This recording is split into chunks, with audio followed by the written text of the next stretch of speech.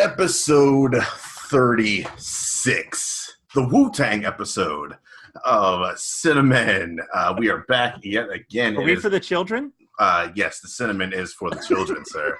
The cinnamon has always been for the children. I'm one of your hosts, Seed, and joining with me, as always, is Mr. Douglas Davidson, one of the best to do it in the game. How are you, sir? Oh, feeling flattered. That's how I'm feeling. I have no money to give you, though. I haven't gotten paid since June. I got nothing. So keep the flattery coming, but I got nothing for you. You know what? Yeah, we're going to find a way to turn that flattery into dollars, sir. Why do you think I'm on the street corner every night? I'm just trying to turn that flattery into dollars. I understand that. Oh, man. How you been? What's new with you? What's new? Just getting ready for the school year to get started. Connor is officially a kindergartner. We got him registered. He's going to be going virtual. So that just means a lot of checking in online with however the kindergartner teachers are going to do it. And then Crystal and I doing everything else in the other hours of the day. But other than that, just watching as many movies as possible. And I'd like to say playing video games, but mostly I've been watching Connor play video games. We did, however, hook up an emulator, and he kicked the crap out of Teenage Mutant Ninja Turtles and Turtles in Time, the arcade games. We beat both of them. There you go. And I learned in doing that with him, arcades were a racket. They were an absolute racket. There is no way you could walk away from having beaten Turtles in Time without having spent $100 to $200. There's just no way per person. Person. That's how they get you, man. That's how they get you. And we gladly shucked those quarters over like the fiends we were. Yep. We did. God, it was terrible. It was wonderful. What are you talking about? Well, yeah. I do have to admit, using an emulator, it's just not the same, particularly because we only have one controller right now. But you could just get as many lives as you want. So there's no urgency. It's like, okay, Rocksteady, punch me in the face. That's fine. Oh, no, I'm shell-shocked. Oh, no. But there's just no urgency. Although it was funny with Connor, he's like, we can save this, right? We can stop. No. You're in it. Once you're in, man. Yeah, when you beat that game, any game you beat on Nintendo, that Nintendo was warm as hell by the time you were all said and done with it. Yeah. So what about you? What have you been up to? Oh man, just working, man. I put in a 70-hour week last week. So I haven't had a whole lot of time for anything outside of that. And that's it, man. That's it. Just winding down the back half of all this bit of business. And it is a bit of business. As of this recording, there's a tiny bit of good news in the world of cinema. Tenet will be seen in theaters.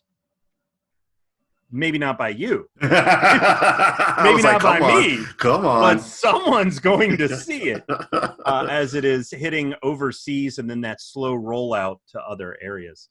I'm very curious about how this is going to play. And not just, first of all, the other countries who get Tenet, congratulations. You earned it. And it's the reward. Put in the work. It's the reward for doing what you're supposed to do for humanity. Yes, absolutely. Wear the damn mask, socially distance, don't be a jackass. And we all get to see Tenet. We could be seeing Tenet. And so I'm particularly curious about how it's going to be because Nolan has a very specific, should be seen in theaters. It was shot on IMAX. You need to do this. I get it. He's an artist. Every director, every writer is an artist. They have a vision for how they want it seen. WB, on the other hand, is a studio. Do they have artists involved in the creative process? Absolutely. But will they allow it to go on VOD soon after? Will they allow critics and members of the press to see it digitally? Or will they just restrict it to whoever gets to see it and it's the Wild Wild West? I'm very curious about that. Something tells me it's going to be the latter, which means we're going to have to be dodging spoilers like Neo in the Matrix when this business comes out. Yep. We got to be quicker than that. That's what we're going to have to deal with, unfortunately. And that's our penance. That's the penance we have to pay for being collective balls of dicks because we can't get our stuff together. I always thought the phrase was bag of dicks, but balls of dicks. Okay. Something fine. new for you. Fine. So other than that, I mean, we've got stuff that's still coming out, and I know I've seen some things. Have you watched anything among your 70-hour work weeks? Yes, throw an S at the end of that. I can't remember what I've talked about on Meet Me at the Movies and what I've talked about on our show. But maybe they haven't watched Meet Me at the Movies. That's a very good point. I saw Wendy. Of course, I talked about that on Meet Me at the Movies. That movie that's something, man. A reimagining, quote unquote, if that's what you want to call it, of Peter Pan. It's supposed to drop in February. I think it might have actually came out select briefly. Theaters, before the world ended. That's all I can say. I enjoyed. I didn't write down any notes. I enjoyed the hell out of that movie, man. It's kind of like a modern day Peter Pan, if that's what you want to call it. Told from the perspective of Wendy, the titular Wendy. So it's kind of, they run off, they find this island, they find Pan, the kids being kids, and then things kind of progress from there. The first act, you're like, okay, I can get down with that. That second act kind of drags. It almost took me out of the game, but man, that third act came back so damn strong. I was like, yeah, this movie is A-rate. I was a huge fan of that movie, and I dare say that will probably be somewhere in my top 10 of the year at the end of the year. I really love Wendy. I also watched The Assistant. Came out January 31st, if I remember correctly. Directed by Kitty Green with Julia Garner, or girl from Ozark on Netflix. There, very good show. If you haven't watched that, there's a free jewel for you. Doesn't it also have Tilda Swinton's daughter? Is that the right assistant? No. Unless Julia Garner is Tilda Swinton's daughter, then no. Keep going. It's about a young assistant who is an assistant to a not at all Harvey Weinstein type of guy in the film industry. It's very clear that this is supposed to be a one. You never see the guy. You just hear him and see his email correspondences with her, which are none too pleasing. And it's kind of the film that addresses the Me Too movement. I guess I would say the most direct as any other film has. It's her having to withstand the blatant harassment and behind the scenes shenanigans that are going on in the workplace. How she navigates that, how she's just trying to do her job. And it's really just one day of her doing her job is the entire film. And you think that just watching a person do their job might get boring or monotonous, but the little curveballs they throw in at to keep the party rolling of, this now is a new little twist here and a new little wrinkle here. And now she's got to deal with these three assholes. And it's all that kind of stuff. And it's a person you see as very capable at her job who is being given shit tasks, probably because she's a woman, and to maybe sometimes just keep her out of the way while shenanigans are happening in what would be the foreground, really. Her frustration mounts. She goes to HR. They're kind of in on it too. So yeah, HR protects the company. It's not about protecting the not about protecting the employees. Yep. So yeah, it is. It's a fairly quick exchange. It's 85 minutes, so you can really sit down and blow through it pretty quick.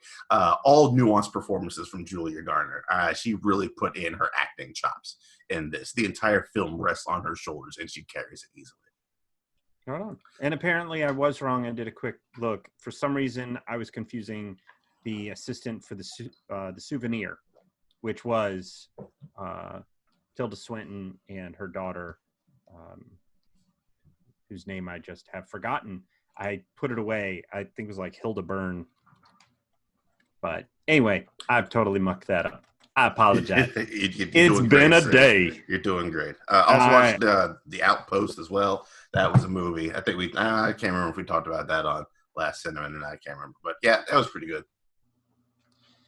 I can appreciate from your perspective why you would not honor Byrne. Why, as I remember, you were not a big fan of The Outpost, given your military experience, I imagine looking at these films after a while, you're sort of been there, done that. And I really loved what you said at one point. And I forget if you said this in Paprika or if it was off channel somewhere, but just is this what people feel like who aren't in superhero movies? Mm-hmm. Like, is this how they feel about there's just tons of superhero movies? And I thought that was a really interesting response to that. And just that makes a lot of sense, because there are perspectives with a lot of these films that we go into them as audiences, but sometimes we forget that, oh, right, there are actual people that are in the military watching these military films versus someone that's in the music industry. I imagine there's some films that would not interest my middle brother at all because he works in the music industry. He's like, I know this shit. I don't need to watch some romantic comedy involved, that's some bullshit version. So I could sort of see where that wouldn't work for you. Yeah, not that it didn't work for me. It's just, it's getting old for me, especially since 2001 happened. And they've just been pretty much cranking them out steadily in one shape or form ever since. 2001? Are you referring to the Space Odyssey? No, I was referring to September 11, 2001. It's like, what's Kubrick got to do with this? Kubrick currently losing the polls against Chris Nolan for the Paprika Best Director. Did you vote there, sir? I did. And I actually voted for Nolan. And the reason being, if y'all could see this reaction, I went to give my answer. He leaned in. I gave my answer. He leaned back like, am I going to have to choke a bitch? That's right, Wayne Brady. Yeah, Doug survives another day. But the reason why is when you put up these polls, it's pick one of two. Yeah. And then so each of us have to put in frame of reference. And when I go, am I in the mood to watch a Kubrick film or a Nolan film? I'm more often going to go to Nolan. I like his storytelling. I like, more often than not, I'm not a big fan of, what was the one in the Arctic with the murder mystery? Insomnia. For some reason, I just couldn't get into that one at all. And it didn't have anything to do with Robin Williams as a bad guy. I have no problem with him as a bad guy. It just didn't work for me. Mm-hmm. But Kubrick, for some reason, with his style and direction, I've just never been like, yes, I want to watch these movies. Whereas Nolan, I sort of get that there's just something about him I appreciate. So if we're looking at what type of film I would rather put on from a specific director, I'll go to Nolan. But I mean, if we're looking at it in terms of influence, well, it's going to go to Kubrick because he was first. Fucking Stanley Kubrick, So, duh. But that's one of the problems is you just put it up there. And then for me, that's my frame reference. Because I love A Clockwork Orange, but that's not a movie where I'm like, I've had a great day. I think I'll put on A Clockwork Orange. Or I've had a shitty day. I'm going to no, you do not do that. That movie is so fucked. It's so good, but it's so fucked. Clockwork Orange are for shitty days, in case you were all wondering out there. It's for nice shitty glass days. Of milk. Yeah, yes. And a little bit of the ultra violence. So it's just, that's why I went to Nolan. And it's personal. All of this is personal. Cinema, no matter what, is personal. Because even when we look at it from a technical perspective, we might be able to go, in a textbook, this is preferred over this. But when it comes to evaluating art, it's not just about the technical aspects. It's about what moves you, which is why a movie I saw recently, I'm still trying to figure out if I absolutely loved it or if I have no idea what I watched. But it's really good and I would recommend it, but I still can't tell where I fit with it. And it's a movie called We Are Little Zombies. Mm-hmm. Oscilloscope Labs is putting it out. It's in virtual cinemas now. It's by director Makoto Nagahishi, if I'm pronouncing that right. Short version, 4 kids, none of them connected. All their parents die on the same day. You hate to see it. Different causes. They meet at, I guess you want to call it a crematorium. I guess it's just where they are in Japan. Everybody takes their relatives when they die to this place, and they all meet, and they just start hanging out with each other. And they end up forming a band. Now, the style of the film is very 8-bit chip tune game centric because our way into this film, this kid walks around with a Game Boy like device and he's always on it. And so they use that as the entry point for the other characters and for the style of the film. So if you liked Scott Pilgrim, it has that sort of video game-esque everywhere style, but it's not a video game movie. And it's moving and it's hilarious and it's terrible and awesome. And I absolutely recommend it, even though at the moment I still can't figure out how I feel about it. Okay. Yeah. Interesting. So yeah, now it's one of those films where I saw it and I went, people should see this, which is strong enough. For those of you that are looking to scratch that superhero itch, there's a new film coming out on home video from Wellgo USA called Gundala. It's based on a Indonesian comic book from the 60s, I believe. This is not the first time it's been made into a live action. It's the second, if my research is correct. But it's supposed to be the first of an 8-film series. So they're going for that Marvel Universe kind of thing. Yeah, they are. But this is this one works as its own. They do introduce that there's more stuff coming, but it doesn't take away from what happens here. And it's more or less about a kid he ends up more or less getting orphaned, and he ends up in a part of town that is kind of rough, and he grows up kind of hiding from everybody, and slowly but surely he begins to realize that the lightning he has been scared of as a child, if he gets struck by it, imbues him with strength and agility and all sorts of amazingness. In the words of Shazam from the recent Shazam film, he could shoot lightning from his hands. Lightning from his hands. He looks kind of dorky, but it's a fun but very adult superhero movie. People die bloody. Ooh, I like it. Now I'm on board. Yeah. I mean, it's violent. It's not the Man from Nowhere type violent, which I also saw recently, which is funny, and that'll come up later.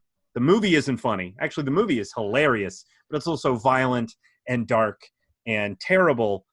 So if you like John Wick, go watch The Man from Nowhere. Similar in theme and style, but a little different, and it's awesome. But Gundala is for adults, but it will scratch that itch. It will absolutely scratch that itch. Another film that I do want to recommend too, actually, before we move into the topic for the day, is a short film that's available online now called Pamela and Ivy. It is literally a reimagining of the origins for Poison Ivy. It's about 16 minutes long, and there's some real potential here by the writer-director Leah McKendrick. She also takes on the role of Poison Ivy towards the end of the short film. It's also got Eric Roberts in it, by the way, playing a douchebag. Awesome. Sold. Yeah. And it's online now. I believe the website is PamelaandIvy.com. So if you've got a few minutes, I definitely recommend checking that out. The last thing that I'm going to mention as at least a recommendation to check out is a documentary coming to Disney Plus on October 7th. It's called Howard. It's about Howard Ashman, the writer, playwright, singer, director who is behind the music and pretty much everything we know of the Disney Renaissance, Beauty and the Beast, Aladdin, The Little Mermaid. It's Howard Ashman and Alan Menken who did all of that. What I didn't realize until preparing to watch this documentary is that Little Shop of Horrors, the musical, Howard Ashman is responsible for that. He created the Broadway show. He wrote the lyrics. He, and I forget if it was Menken or not, did the music for that. No wonder I love this movie.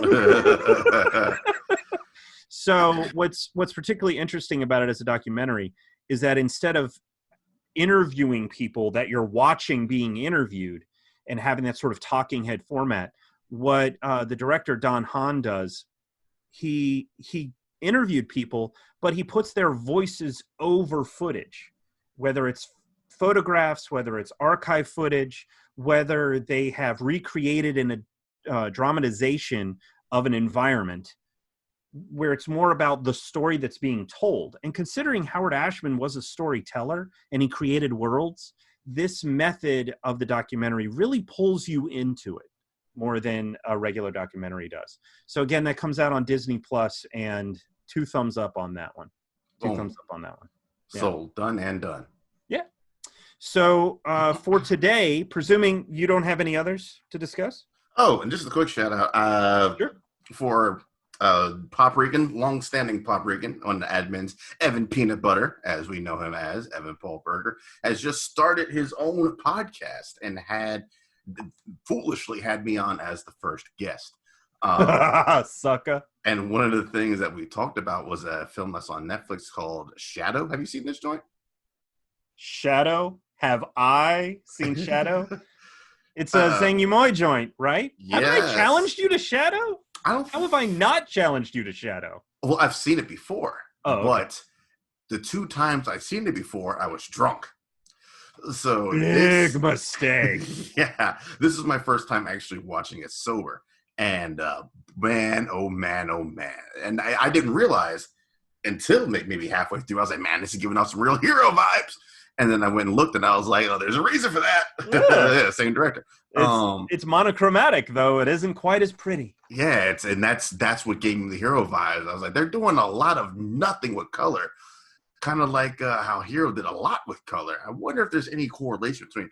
And yeah, that as far as beautiful movies go, man, put Shadow up there in the list, because it is a great film. Already have snapped it up on Blu-ray. Or 4K. It is available in 4K. I got it downstairs. Just got it downstairs. I would totally. It's been on some good sale prices on Blu-ray. So if you can find it on a good price in 4K, I highly recommend it. It is worth the upgrade. And you wouldn't think so because it is monochromatic, but it's not a hard monochromatic. There are some elements when you get later into the film that are a little less black and white. But I loved it. I loved it thematically, and how you've got these two. You've got the duality of the characters, the man and his shadow. You've got the 2 warring, we'll call them cities, kingdoms, providences. I loved it. Loved it. Yeah. What you can't not talk about it. What did you pick up for your Criterion haul, sir? I was actually I was restrained as much as I could. I picked up the Bruce Lee Criterion set because half price on that. When I have a huge gaping hole in my Bruce Lee knowledge, I wanted to go to school. So I picked that up. I picked up Portrait of a Lady on Fire because that movie is amazing and wanted to own it, and wanted to also dig into some of those special features because it's got some good interviews in that with the cast and director. Picked up In the Mood for Love because I love you. And Likewise. that movie is amazing. And I watched it once and went, I'm going to want to revisit this. So I wanted to make sure that I had that. And what was the last one? Because I picked, Do the Right Thing. Do the Right Thing. Right on. I can't remember if I saw it on Comedy Central or not when I was younger. And I just came to realize, you know what? I've in the run up to The Five Bloods, I rewatched The Inside Man. I went and picked up Black Klansman, but haven't yet had a chance to rewatch it. And I went, you know what? I'm just going to pick up Do the Right Thing. Just start a tiny Spike Lee collection. Right on. Yeah. Very nice. Yeah. Just curious. And what about you? I picked up Portrait of a Lady on Fire as well. Throne of Blood. Right. Kurosawa joint. Hidden Fortress, also Kurosawa joint. And Wes Anderson joint. I got That's right. Isle of Dogs and Fantastic Mr. Fox. I found out recently what Isle of Dogs actually means.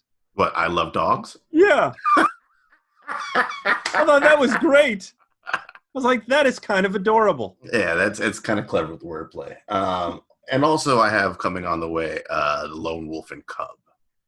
Right on. So yeah, when all this is done, we just need to start swapping some of these. Because you picked up some that I don't know if I'd want to own, but I definitely want to see. There you go. Hey, man, you're more than welcome, man. Whenever you want to, whenever you got some time, reach out to me. Boom. We'll swap. Sounds like a plan to me. Because I do want to check out that Do the Right Thing. I hesitated. I thought about it. I was like, I got bills to pay. Let's get into this topic. All right. So for today, you had an amazing choice. And I do mean that wholeheartedly and completely, even if this ends up being the last Cinnamon episode we do, because you're going to think probably one of my choices is what the hell, and probably our listeners are going to go, you picked that. But I got my reasons. Nothing less. And if you don't like my choices, start your own podcast. Now, I did. That's my feel. You did. You started several. You don't need to start more. I'm not talking to you. Oh, okay. I'm talking to you, the listener. Yeah, you. Yeah. Capital Yeah, YU. But this was really interesting because you went, let's narrow down to 3 monologues. And when you look at all the films that you've seen versus that have been made, some that you may just have heard of, whether it's because of a monologue, because of something else, that it just struck you in some way, trying to narrow it down to 3 was so flipping hard. So thank you for this, and that made it particularly interesting. And just for clarification, before we dig into this, there is a difference between a monologue and a soliloquy. So just to sort of lay down the groundwork for this. A monologue is where the speaker is talking to reveal either the thoughts to the audience or to someone else, whereas a soliloquy would be them talking to themselves without involving anybody else. So sort of the to be or not to be, that is a soliloquy. What we're talking about is a big old hearty monologue. And as usual, a couple of examples would be the Independence Day monologue. I mean, that's like the first one that popped into my head. There's Bill's speech in Kill Bill Volume 2. There's American Psycho talking about Huey Lewis and the news. I'm sorry, I can't help but giggle at that. There's the Cinderella story in Caddyshack. There's I'm Mad as Hell, and I Can't Take It Anymore in Network. Good Will Hunting, Your Move, Chief. There's all of these amazing monologues. So narrowing them down to 3 was particularly difficult. And what was your first? Oh, man. This is where I'm probably going to end up in trouble. Is 2006, The Devil Wears Prada. I've never seen it. I've seen it once. It's a good movie with phenomenal performances. The chemistry in this cast is incredible. But for me, the reason why I chose this one, there is a scene, and if you look it up, anybody looks it up, type in the words cerulean blue, excuse me. The scene that's taking place is that Meryl Streep's character, who is the editor for, I think it's Vogue magazine, she's working with her staff to put together some outfits, I forget for what purpose, but Anne Hathaway is one of 2 assistants who is taking notes. And Anne, her character at this point, is still very much looking down on the fashion industry. She wants to be a writer, and this was her way in to sort of make a living and do some things. And while they're having a discussion, they being Meryl Streep and her people, Anne's character keeps giggling to the point where when a woman holds up 2 belts and goes, I don't know which one to pick, to the untrained eye, they look identical. But to someone in the fashion industry, they can spot the subtle differences in the colors. And Anne's character starts giggling loudly to the point where Meryl turns to her and rips her a new one without even raising her voice. But talking about the difference in color and the history of that color, where it's been, where it traveled, where it began, what shows it was in on, who went through it, before it ended up on your clearance rack that you just picked up because you thought it was pretty for $5. Like, Meryl takes her to task for this. And for me, what I loved about it, in addition to just the great scene, is the fact that it's one of those moments where we have a tendency to make fun of that which we don't understand. Yeah. But by being open to things and being curious about things, instead of automatically being derisive of anything we disagree with or don't see the value in, by being open to it, we can learn and grow and really get into stuff. So that's why I picked that particular one. Right on. All right, then. Well, I don't know if anybody would give you any gaff about that, considering that it, as far as I know, it is a fairly universally loved film.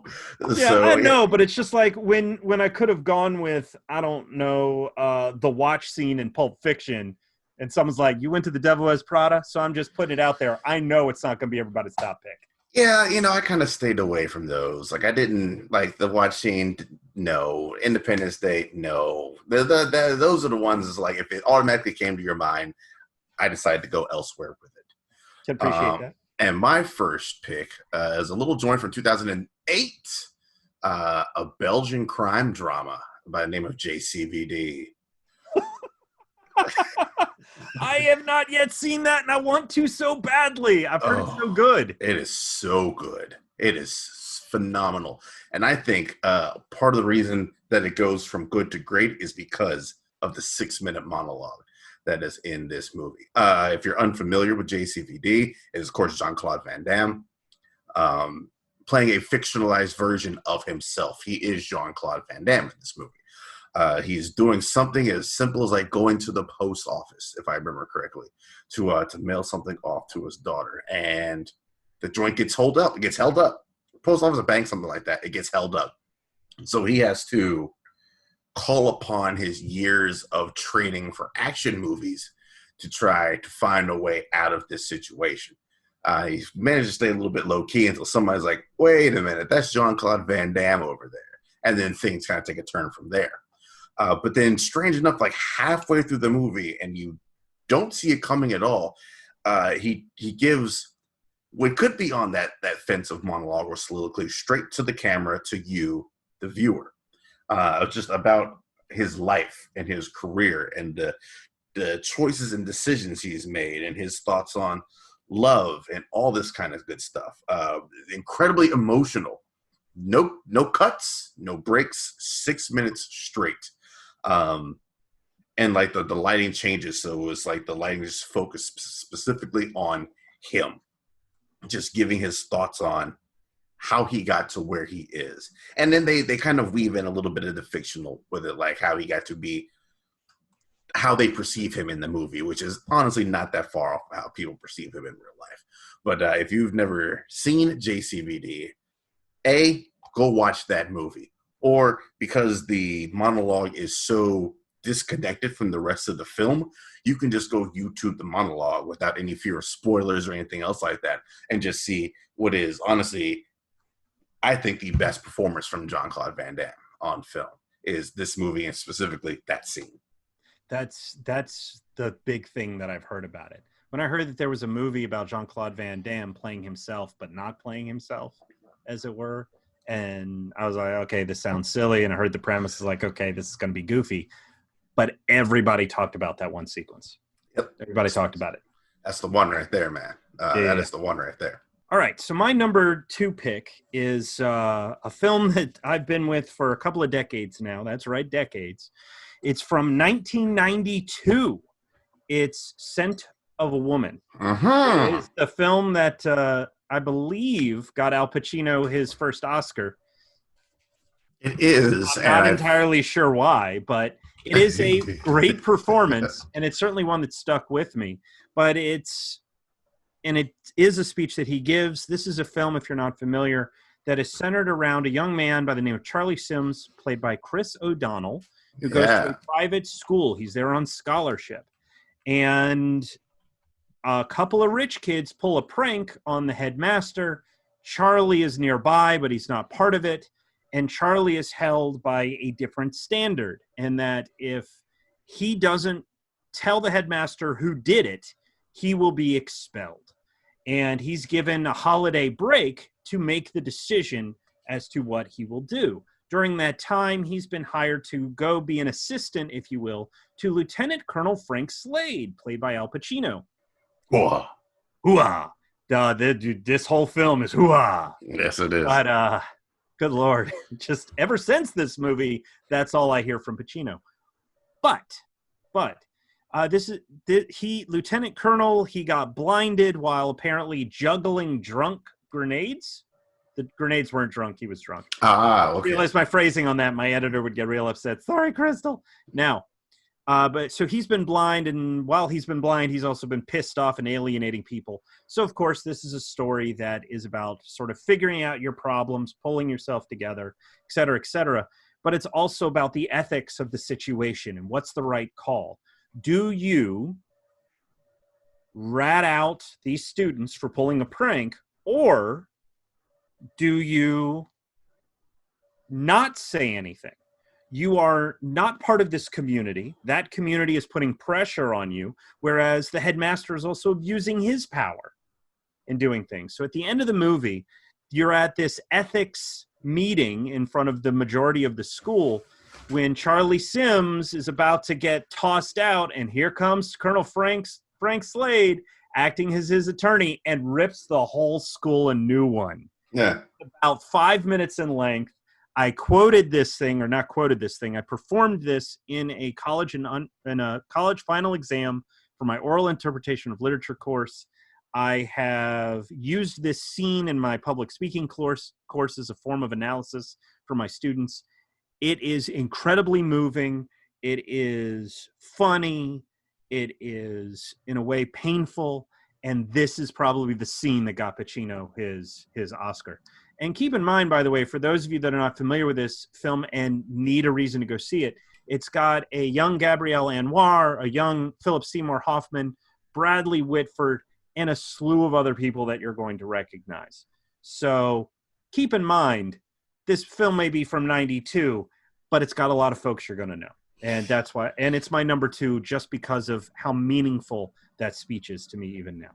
Yeah, looking at the other nominees for Best Actor for that year, I can say with all confidence that Al should not have that statue right now. I really get so frustrated when it's like, they haven't gotten an Oscar and they've been nominated all these times. So let's just give it to them. No! Give it to the one who earned it. In that case, that's a rough year. Yeah, I mean, that's how Al got his Oscar. That's how Leo got his Oscar. That's what happens sometimes. Al got the Oscar for Scent of a Woman, but really for Godfather 2. And let's keep that gravy train right on along rolling. Al's done a better monologue, in my opinion. Scent of a Woman joint is good, but I feel like the monologue in Any Given Sunday is far, far better. Or it resonates with me more. Let me put it that way, because I am such a fan of this sport. I often call it a game of inches because that's exactly what it is. And he refers to it a couple of different times, a couple of different ways as being a game of inches. Any Given Sunday about football, shitty team. They have to coalesce in order to do what is necessary for this team to do. And Al's speech in the locker room to them is equal parts revealing character about him, him overcoming some of his own personal hurdles, or at least airing out some of his own personal hurdles, and using a bit of that to connect with the team in order to start ramping them up and amping them up and laying down the line. If we go out there and we lose, it's over. It's over for us. And that's nothing that any person who plays at any level of sports ever wants to hear. If we lose this game, it's over. And that's pretty much the theme of this joint. We are a team. We have to act like a unit. We have to fight to the death for every inch out there on that field. I think as far as sports goes, sports film, that little weird subgenre, that's as good a speech as you're ever likely to get, I do believe. Check out Any Given Sunday if you've not. It's been a while since I've watched it. And I went back and I watched just the monologue on YouTube earlier today. And I'm like, yeah, I need to sit down and watch this whole movie again because it's been a while. It's dopeness. I've seen it once in the theater. Oliver Stone doesn't mean, unfortunately, that much to me as a director beyond Oliver Stone. But Al Pacino, Cameron Diaz, Dennis Quaid, James Woods, Jamie Foxx. Say what you will about James Woods now. Yeah, Then James Woods. LL Cool J, Matthew Modine, Jim Brown, Lawrence Taylor, Bill Bellamy, Aaron Eckhart in there, and Margaret, Aaron Eckhart. Of course I would go see this movie in 99. And it just didn't connect with me in any way, shape, or form. But it is one of those movies that I have wondered, is it something that because 18, 19-year-old Douglas, whenever it came out in that year, didn't understand it? Like, I just didn't have the language to appreciate the sport aspects of it because I'm not a sports person. But now being almost 40, I've got 20 years of experience now with sports that maybe it would resonate differently. I've sort of wondered about that. Interesting. Well, because like Major League, for example, it's about baseball, but it's not really about baseball. So you can watch that and have no problem with it. Field of Dreams, it's not really about baseball. It just involves baseball. This film for me, and I don't know if maybe it's just because it's football, it didn't resonate in any way. So I'd be curious to go back and check it out. Yeah, do yourself a favor, sir. Go back there and check that out for one of the great sports. And what is your last? My last one is very brief. It is a very short monologue. It, however, is the jumping off point for a whole galaxy of storytelling. 1977 Star Wars, Help Me, Obi-Wan Kenobi, You're My Only Hope. This single monologue that she gives in asking Obi-Wan for help is the whole reason why Luke leaves. If he hadn't found either the robots, R2 or 3PO, if he hadn't found Kenobi, I mean, even if any of those things, but if he hadn't heard those messages, they never would have left the planet to begin with. So it's that one speech has just rippled all the way through all the remaining films too. We're probably going to see some of that in the Kenobi Disney Plus series, but you get some of the heavy resonance of responsibility in Kenobi from the prequel films through Ewan McGregor. And we certainly get some of what the significance of that message to the galaxy, that message of hope, and how it sends out in the sequel trilogies. However you think about those films, that core message of you fought bravely, we need your help, you are the only one that we can turn to in our hour of need, that sparked the rest of it. So, plus it's Carrie Fisher. Going to give it to her. All right, then, right on. Good call, sir. Good call. Years ago, you served my father in the Clone Wars. Exactly. All right, and my number one, man. Not my mom. Not fought with my mom. You served my father. Well, from a certain point of view. The good old certain point of view. My number one, man, you can't talk about monologues without talking about the voice of Hollywood, Mr. Morgan Freeman himself. Rounding out the end of Shawshank Redemption. His hope of what he thinks might be waiting out there in the world for him. I hope to see my friend Andy again. I hope the Pacific is as blue as it is in my dreams is one of the best written lines, I think, in all of film. I don't know, for some reason that one just gets me. I don't know why that line gets me, but I was like, that's a well-written line. There's no fat on that line. And just where his mentals are overlaying as he is finally going that last leg of his journey, walking up to Tim Robbins there as he's working on that shitty boat that's never going to be waterbound.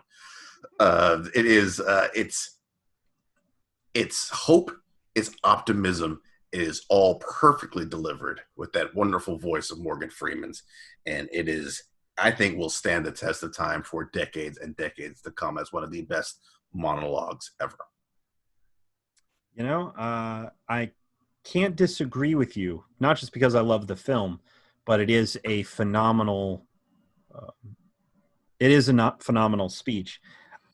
Crystal and I were going back and forth as to whether or not it would be considered a monologue or if it would be considered narration, because Red does narrate the film. Mm-hmm. But within the confines of what makes a monologue, he is talking to the audience. Mm-hmm. He's not talking to himself. So it absolutely qualifies. And it is definitely one of the most memorable in cinema. So nice call. Boom, done and done. Right on. Do we have time to get through our challenges? Yes, let's do this quickly, please. No. What are you afraid of? Technical difficulties? That never happens. Would you like to go first since you had me go first before? Yeah, yeah. You gave me Blow the Man Down. I did. What Wikipedia calls a black comedy thriller film that I found no comedy in whatsoever. Uh, I don't know. That final scene, pretty fucking funny. Sup, end credits.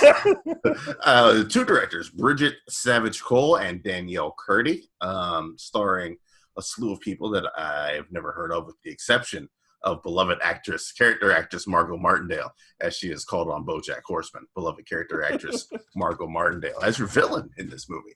Yes. Pretty much. Yeah, a pair of sisters are actually, it's a shitty little town in the Northeast. I do believe it's Massachusetts or Maine. I can't remember quite. Just it's the New England area. No matter where it is, they rooted for Tom Brady. It's a sea town. It is a sea town. It's on the coast. Blow the man down is a well-known phrase that sailors like to sing and all that kind of good stuff. Sea shanty. A sea shanty. I'll take it. About this pair of sisters, they're struggling financially. They're in this shitty town. They can't escape. Well, I think one very much wants to escape. I think one has just kind of accepted her circumstances in life. Very much, this is the way it is. We start with the funeral for their mother, if memory serves me correctly, and things spiral out from there. Mary Beth and Priscilla are their names. It's Mary Beth is the one that goes to the bar, I do believe, have herself a little drinky drink, meets the company of a gentleman, and use that term loosely. I use the term gentleman very loosely. Things get a little bit tense on that ride in the car with this gentleman that leads to his death, and that's all the spoilers I will give you. And then from there, the results of that death and how everything careens out from there is pretty much what this film is all about. This is bleak. This is a pretty bleak movie. Bleak in tone and bleak visually. No warm colors to be found in this movie at all. I assume to kind of match that aesthetic of what that town is kind of like. This is a cold, harsh town with cold, harsh people in it. The only bit of warmth in that movie at all would be the police officer Coletti. No, Coletti's the big guy. The other police officer whose name I don't see in my credits. Officer Justin Brenneman? Are you talking about the young kid? Yes, Officer Will Brittan? Britton or Brittan? He's got two T's. Yeah, he is my favorite character. He gives off a hell of a performance. It's just the guy that's like, I'm not gonna let this place beat me down. I'm gonna keep my upbeatness, and then by the end, it's fucking beat him down. A little bit. Yeah, a little bit. Margot Martindale. Secrets will get you. Secrets will get you. They'll get you. Margot Martindale is amazing in this as your antagonist, as it were, but not like your menacing antagonist, but like, this is the facts as they are. You put yourself in this situation. You need my help. Good luck. And then things progress from there. It's good. It's good. I give it like a 3.5 out of 5 there. It's not going to be one that I revisit over and over again because it's bleak, man. There's not a whole lot of highs, a lot of lows. But it is interesting. The pacing is great. The direction is great. The way things unravel, the way things are presented to you, the way clues are uncovered, if that's what you want to call them. A lot of things that are stated but not explicitly said. Very well written. I'll definitely give it that as well. Very well written, very well directed. But man, that's just a hopeless ass movie. You say that, I think it ends on a rather happy note. But it ends on a wild ass note. I'll give it that.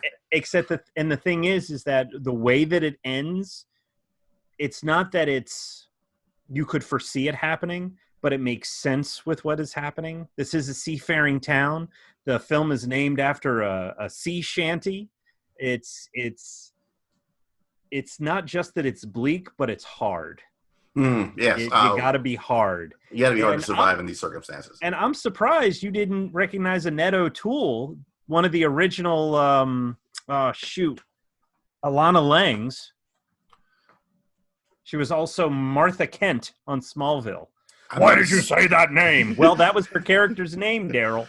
I'm not a Superman fan. I do believe you've established this quite a few times. Never watched Smallville. Annette O'Toole married the lovely wife to Martin McKean, who showed up as Perry White on Smallville. But Annette O'Toole and June Squibb was one of the other ladies. She's done quite a bit of things. Most recently, she was in Palm Springs as the grandma who may or may not also be caught in the time loop for grandma. Yeah, I gotta see that movie. Oh, it's good. Oh, it's good. It's what I've heard. But Below the Man Down still sits as number 8 on my list for this year. I thought it was fantastic. Okay. So I would enjoy a longer, less time restrained conversation about that film. I know that we need to move on. The film that you challenged me to was Fist of Fury, 1972. Directed by Wei Lo and starring Bruce Lee.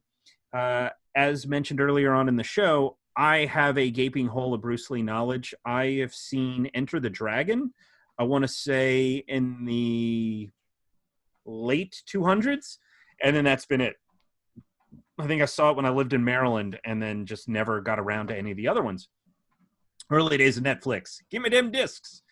And it's what I found interesting about it is I didn't realize that it was building off of a more or less true story or a true legend, as it were, that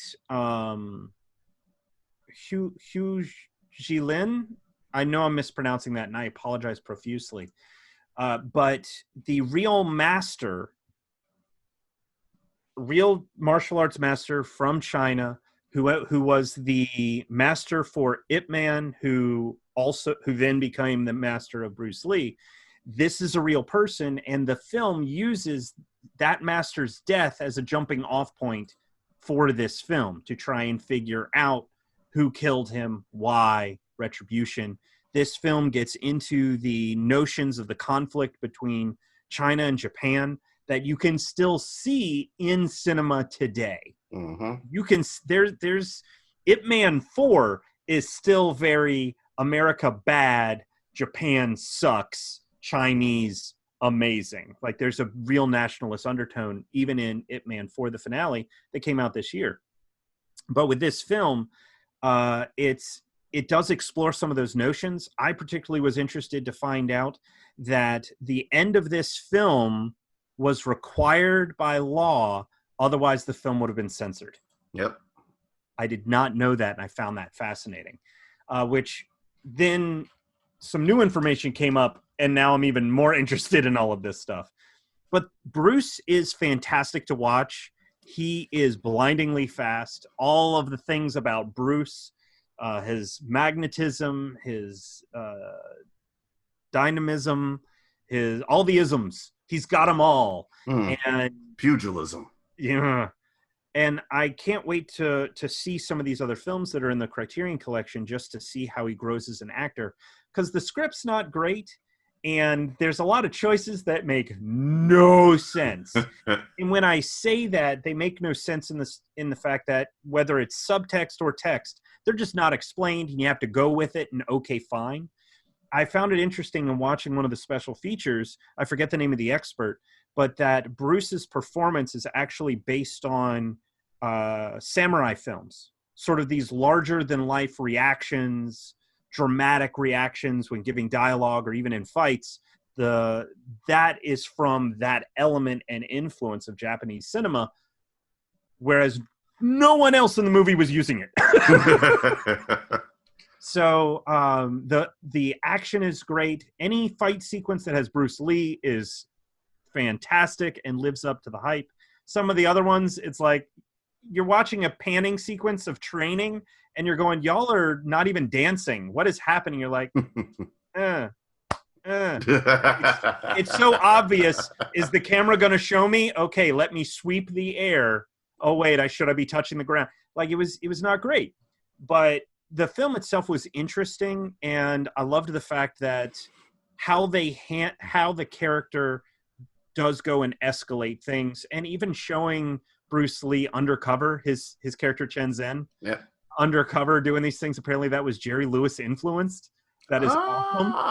Apparently, Bruce was a huge Jerry Lewis fan as a kid, and this was an opportunity for him to play these other characters. So when he's either in mask and makeup, handing out newspapers in front of the Japanese studio, sort of doing things undercover, or he puts on glasses and he becomes a stereotypical Chinese stereotype, whatever, to fix the telephone, and he's just listening to them have conversations until the Japanese master is like, wait a minute, the Chinaman's here. It's like, whoa, dude. I know it's 1970, but come on. But what I found particularly interesting, and I didn't realize this. So I mentioned earlier in the show, The Man from Nowhere, another film that I watched. It came out in 2010. This movie's amazing. The trailers for it had a movie called, hold on. Oh, shoot, I lost it. It is Legend of the Fist, The Return of Chen Zhen. It is another 2010 film. This one features Donnie Yen in the role of Chen Zhen. Now, in the original Bruce Lee 72 film, Chen Zhen dies. You don't watch it happen. It's sort of Thelma and Louise. Yeah. Whatever in Sundance. Butch Cassidy in Sundance, that kind of ending.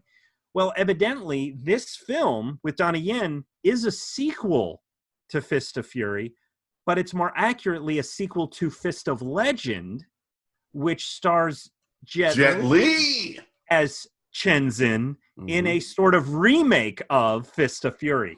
So now I'm going, wait a minute, you're telling me that Donnie Yen, one of my favorite modern martial artists, along with Jet Li, another one of my favorite martial artists, who unfortunately can't work anymore, did a pseudo-sequel / remake of a Bruce Lee movie who is one of the epitome martial artists. Yeah, I got to add that shit to my queue. Yeah. So I've already added Legend of the Fist, and at some point I'll get to Fist of Legend. I feel like if it's just a remake, I've just seen Fist of Fury. I don't feel like I need to watch it again, even if it is with Jet Li. But yeah, Jet Li did it in '94. So it's fun, and I'd recommend it. I definitely see why people hold Bruce Lee up, but at the same time, what he did was sort of the turn, the change, the beginning of that shift in how martial arts and martial artists are viewed in cinema. But we've got some modern folks that do things a whole lot better, but could not have done it without Bruce Lee's influence. Right on. We've got the stuff coming out of Indonesia with Salat that we would not have. You wouldn't have The Raid without Fist of Fury. So there you go. That's what I'm saying. It's been a while since I've watched any of those joints, and since John Saxon just passed not too long ago, I was like, well, this is a perfect opportunity to sit down and watch End of the Dragon, which I did a couple days ago. And now I'm like, well, I mean, I've seen End of the Dragon. Might as well just dust off all the other joints. So, yeah, in the coming days when things quiet down a little bit, I think I'm going to go back and revisit your Chinese Connection and the Fist of Fury and Return of the Dragon and all those joints. Well, there's a whole bunch of those movies that I've always wanted to see. They had them at, what the hell was the name of that store? I just saw it the other day. Someone's like, remember this place? It's something Blockbuster. Showcase. Not Blockbuster. It was in the mall, and all the movies were like 30, 40 bucks. And shit, if Crystal were here, she'd know exactly what I was talking about. They had it in the Asheville Mall. But you always knew if you went into this place, they'd have the imports and everything else. They were just expensive as shit. And that's where I learned about Iron Monkey and... every mall's got that kiosk somewhere. Yeah, but I can't think of it was a big store. If I can remember, I'll throw it into the comments section when we post this live. I'll find it. Something, not Showcase. It's going to, as soon as we stop recording, I'll remember. And I feel like a horrible person. Well, good luck with that, sir. Thank you. Thank you for wishing me luck feeling like a horrible person. All right. You got anything else before you wrap this bad boy up? I do not. I think I've rambled on long enough. Suncoast! And the world can breathe easy tonight. I can. Man, that was going to keep me up. Anyway, we got plenty more to come. And do you want to tease what may be coming up in our next episode? No. Or later in August? You don't want to do that? No. I will set up that tease on the Paprika Facebook group. But Tease, Doug. Go. If you feel the need to tease us, sir, go for it. Okay, I'm going to give you one word. You ready for it? Is that word justice? No. Oh, okay. But it can be. What's your one word, sir? Elseworld. That's the word you get. That's the tease, huh? Yep. Stay tuned. We have Joaquin Phoenix on next episode. Let's talk about the Joker. If we had a fully vegan show, maybe. You mean the Critics' Choice Awards? Oh shit, he was in and out of that nonsense. Yeah, he got out. He got his award. Thanks for my award. Yep, I got some bars to get to. Impossible Burgers at home. Yes, we will have a little deviation from our normal standard fare for our next episode of Cinnamon. Just leave it at that. Something for you to look forward to. I'm looking forward to it. I've already started my research. Oh, we're supposed to do research? Well, I guess I need to do me some research. Yes, we are supposed to do research. Yeah. In that case, fully research coming soon. All the time. But you don't have to do research, listeners, because that's what we're here for. We're here to do that for you. And right. We will return with a guest of some kind the next time around, right here on the Cinnamon. Until then, take it easy, stay indoors, wash your damn hands, mask up if you got to go out there. But just don't. Stay home and watch the movies instead. Yeah. And if you need any recommendations, you know where to find us in Paprika. Boom. There it is. Take it easy, guys. Bye.